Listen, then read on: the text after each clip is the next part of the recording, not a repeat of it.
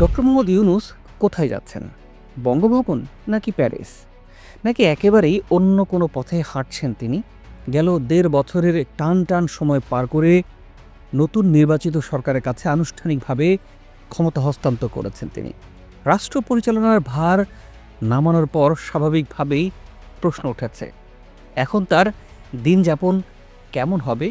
যিনি বিশ্বমঞ্চে সুপরিচিত, যার কাজের বিস্তার ইউরোপ থেকে আমেরিকা, এশিয়া থেকে আফ্রিকা, তিনি কি এবার বিশ্রামে যাবেন নাকি আরও বড় কোনো উদ্যোগের প্রস্তুতি নিচ্ছেন? রাজনৈতিক অঙ্গনে এখন গুঞ্জনের একটা ঝড় বইছে। কেউ কেউ বলছেন তিনি দেশের ভেতরেই তার স্বপ্নের প্রকল্পগুলো নিয়ে আবার সক্রিয় হবেন। আবার কেউ বলছে তার গন্তব্য ফ্রান্সের প্যারিস। এমন শোনা গেছে তিনি নাকি দেশের পরবর্তী রাষ্ট্রপতি হতে পারেন। সত্য, অর্ধসত্য ও গুজব সব মিলিয়ে এক জটিল পরিস্থিতি। এই বিষয়গুলো নিয়ে আজকের প্রতিবেদনে তুলে ধরার চেষ্টা করব। আশা করি পুরো আয়োজনে সাথেই থাকবেন। প্রথমেই আসা যাক রাষ্ট্রপতি হওয়ার গুঞ্জন প্রসঙ্গ নিয়ে। নির্বাচনের পর যখন বিএনপি সরকার গঠনের প্রস্তুতি নিচ্ছিল, তখন তারেক রহমানের সঙ্গে ডক্টর ইউনূসের সম্পর্ক নিয়ে নানা বিশ্লেষণ সামনে উঠে আসে। অনেকেই মনে করেন আন্তর্জাতিকভাবে গ্রহণযোগ্য একজন ব্যক্তিকে রাষ্ট্রপতির আসনে বসানো গেলে সেটি বাংলাদেশের ভাবমূর্তিকে আরও উজ্জ্বল করবে। তারেক রহমানের আন্তর্জাতিক বিষয়ক উপদেষ্টা হুমায়ুন কবিরও ইঙ্গিত দিয়েছিলেন, দেশের সেরা মেধাবীদের কাজে লাগাতে চায় নতুন নেতৃত্ব। উন্নয়নের ভাবনাকে দলীয় সীমারেখার বাইরে নিতে চায় তারা। সেই প্রেক্ষাপটে ডক্টর ইউনূসের নাম উচ্চারিত হওয়া অস্বাভাবিক কিছু নয়। ফলে রাষ্ট্রপতি হওয়ার সম্ভাবনাকে একেবারে উড়িয়ে দেওয়া যাচ্ছে না। কিন্তু প্রশ্ন হলো, ডক্টর ইউনূস কি এমন কোনো পদে আগ্রহী? তার দীর্ঘ কর্মজীবন বিশ্লেষণ করলে দেখা যায় ক্ষমতার কেন্দ্রবিন্দুতে থাকার চাইতে তিনি কাজের স্বাধীনতাকে বেশি গুরুত্ব দিয়েছেন। প্রশাসনিক পদ নয়, বরং ধারণা ও মডেল নির্মাণই তার অন্যতম বড় শক্তি। এখানেই গুরুত্বপূর্ণ হয়ে ওঠে তার প্রেস সচিব শফিকুল আলমের বক্তব্যে।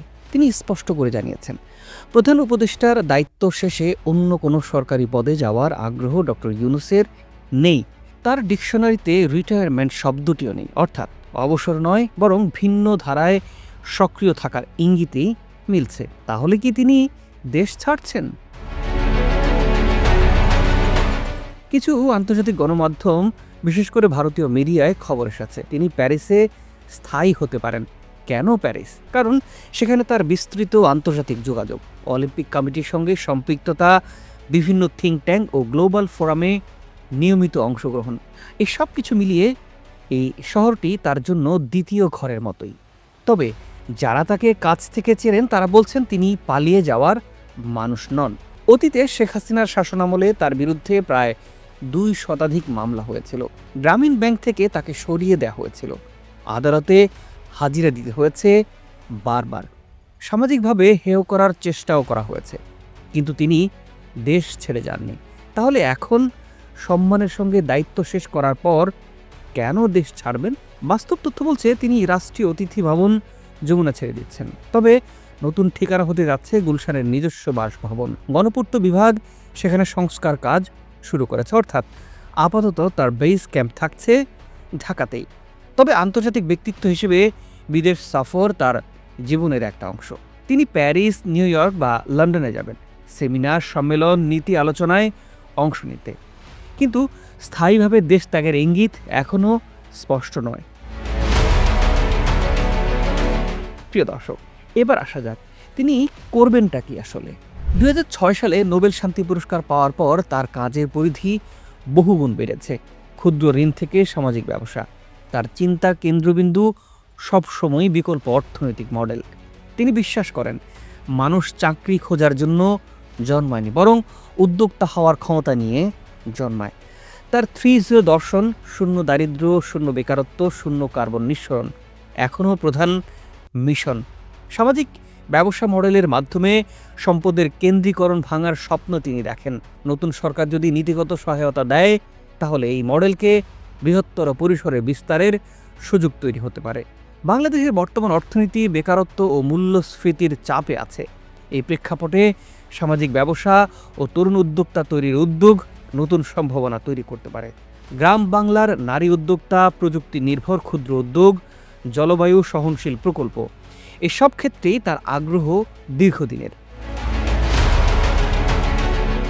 অধ্যাপক আলী রিয়াজও ইঙ্গিত দিয়েছেন ডক্টর ইউনূস আবার শিক্ষকতা, গবেষণা ও সামাজিক উন্নয়নের কাজেই মনোযোগ দিতে চান। রাষ্ট্র পরিচালনার অভিজ্ঞতা তার ভাবনাকে আরও পরিণত করেছে, ফলে ভবিষ্যৎ পরিকল্পনা হতে পারে আরও সুসংগঠিত। রাজনীতিতে সরাসরি অংশ নেয়ার সম্ভাবনা কতটা আছে?